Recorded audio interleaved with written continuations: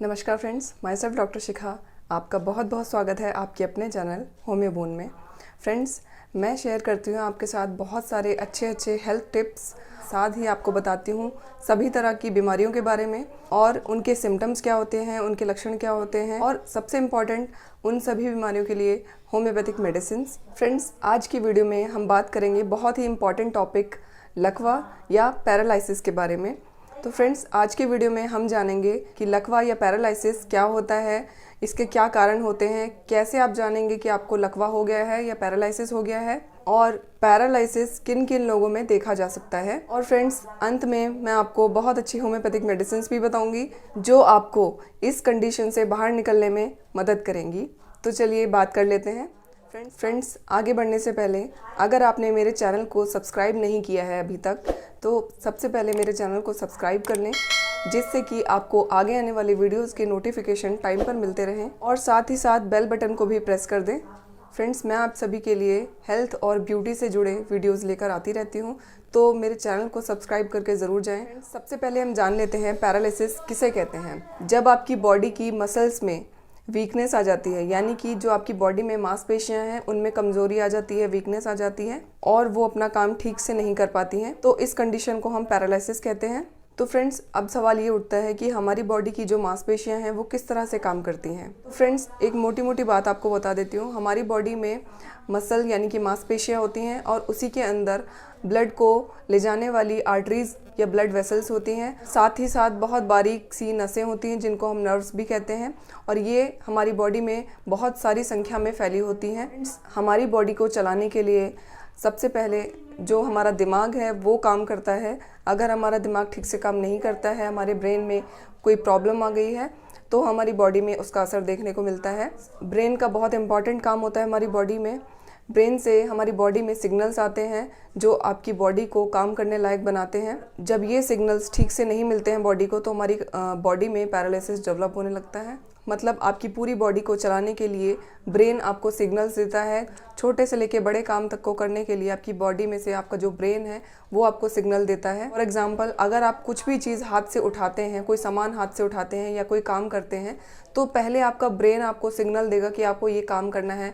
Even अगर आप कोई भी चीज़ सोचते हैं या थिंकिंग प्रोसेस करते हैं, तो उसके लिए भी पहले आपका ब्रेन आपको सिग्नल्स देता है इस काम को करने के लिए, तो ही आप वो काम कर पाते हैं या फिर आप सोच पाते हैं।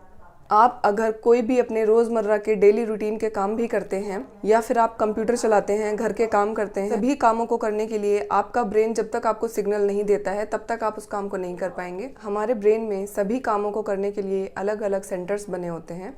फ्रेंड्स, आपको एक एग्जाम्पल के थ्रू मैं बताती हूँ इस बात को। जैसे मान लीजिए अगर कोई ऑफिस है, तो ऑफिस में क्या काम होता है, सभी एम्प्लॉयज़ अपनी अपनी जगह पर बैठे होते हैं और उन सभी को अलग अलग काम करने के लिए बोला जाता है। जिसकी जैसी भी क्वालिफिकेशन है उसके अकॉर्डिंग उनको डेजिग्नेशन दिया जाता है कि आपको ये काम करना है और आपको ये काम करना है। अगर ऑफिस के लोग अपना काम नहीं करेंगे तो ऑफिस चल नहीं पाएगा, सीधी सी बात है। इसी तरह हमारा ब्रेन में भी क्या वर्क रहता है। हमारा जो ब्रेन है उसमें अलग अलग तरह के सेंटर्स होते हैं, जैसे कि मैंने आपको पहले भी बताया। तो उन सभी सेंटर्स में क्या होता है कि हमारी बॉडी के अलग अलग पार्ट्स को कंट्रोल करने की ताकत होती है। हमारी बॉडी में जो भी काम हम करते हैं, अलग अलग तरह के काम करते हैं, उन सभी के लिए अलग अलग सेंटर्स बने होते हैं, चाहे वो कोई भी काम छोटा हो या बड़ा हो।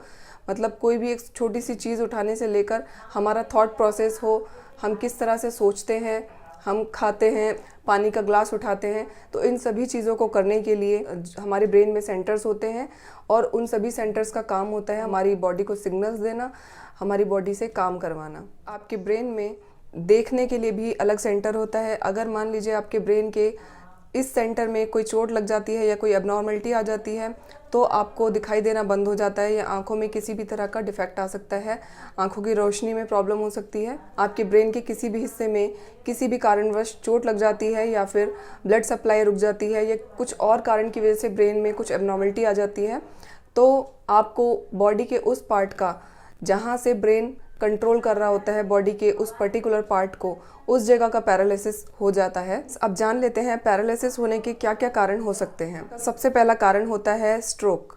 फ्रेंड्स, अब जान लेते हैं कि ये स्ट्रोक किस किस वजह से हो सकता है किसी भी पर्सन को। सबसे पहला बड़ा कारण होता है स्ट्रोक होने का आपका ब्लड प्रेशर। अगर किसी का ब्लड प्रेशर कंटिन्यू बढ़ा हुआ है और उसके लिए आप मेडिसिन नहीं ले रहे हैं, आप अपना ब्लड प्रेशर भी नहीं चेक करवाते हैं, काफ़ी टाइम हो जाता है ब्लड प्रेशर चेक नहीं करवाते हैं और ब्लड प्रेशर कंटिन्यू हाई रहता है और हाई होता जाता है, जिससे आपको स्ट्रोक पड़ सकता है या ब्रेन की कोई नर्व फट सकती है, डैमेज हो सकती है और अंदर ही अंदर वो ब्लड का क्लॉट बना लेती है, थक्का बना लेती है, जिससे कि ब्लड सप्लाई फर्दर रुक जाती है और इसी कारण से पैरालिसिस होता है।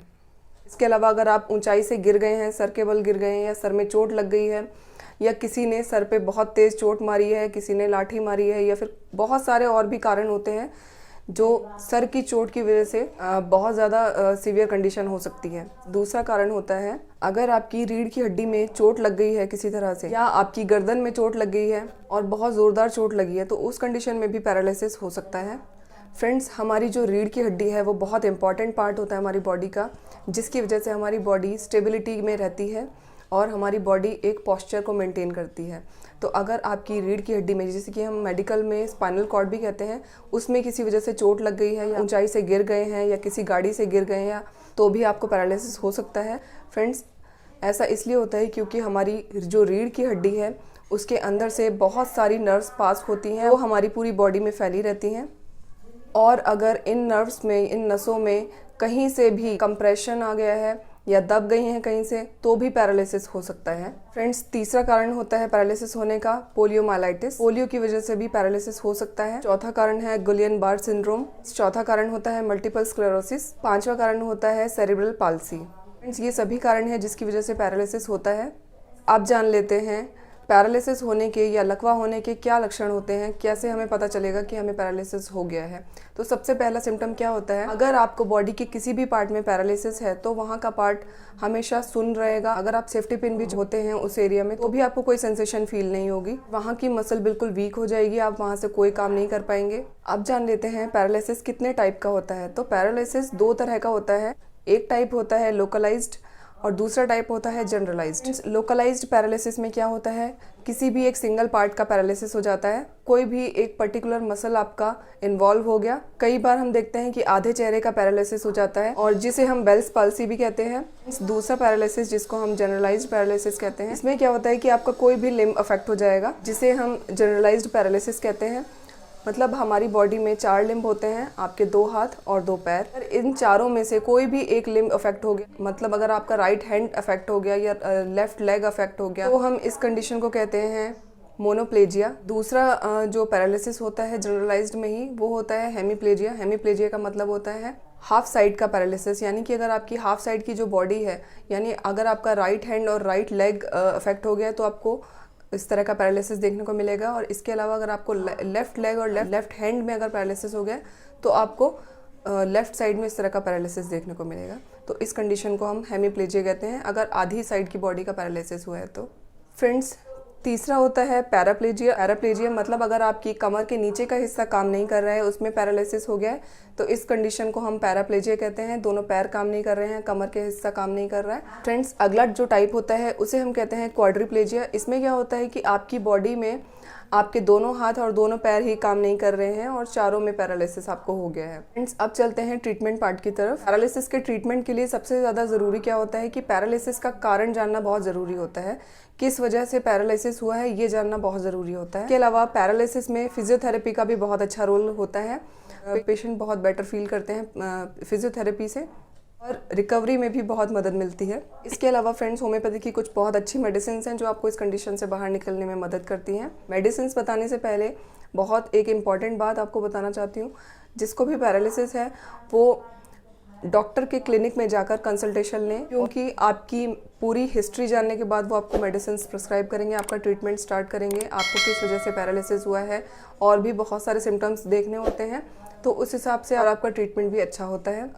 पहली मेडिसिन है आर्निका। ये किस कंडीशन में देते हैं, जब ब्रेन में क्लॉट पड़ जाता है, जब ब्रेन में स्ट्रोक हो जाता है और उसकी वजह से ब्लड का थक्का बन जाता है, खून का थक्का बन जाता है, उसकी वजह से पैरालिसिस हो जाता है। तो आर्निका ऐसी कंडीशन में अच्छा काम करती है और उस ब्लड क्लॉट को डिसॉल्व करने में भी बहुत अच्छा काम करती है।